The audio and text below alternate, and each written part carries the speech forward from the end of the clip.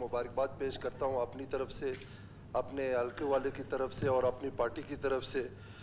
और फिर फैसल साहब को, फैसल कुंडी साहब को, चंगेज़ जमाली साहब को, सेनेटर रोज़ी ख़ान को, सेनेटर आगा शाहजेब को, इनको वेलकम बोलता हूँ। जनाब, आपको पता है कि हमारे ख़ास तौर कोयटा शहर में, मैं आपके 1 से 1.5 मिनट लूँगा, इससे ज़्यादा नहीं लूँगा। और जैसे हिदायतुर्रहमान साहब ने कहा कि मेरा कद भी छोटा है, वज़न भी नहीं है।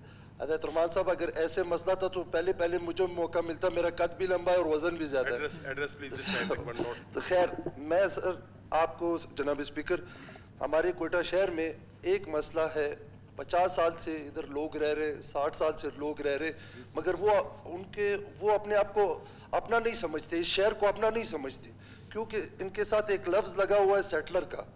तो जनाब स्पीकर, यही मेरी एक ख्वाहिश है कि जो इनके साथ सेटलर का लफ्ज़ है, सीएम साहब तो मेरे ख्याल में चले गए हैं बाहर, तो मैं कहता हूँ कि ये लफ्ज़ इनसे हम हटा के इनके डोमिसाइल को ख़त्म करके इनको लोकल कर दे।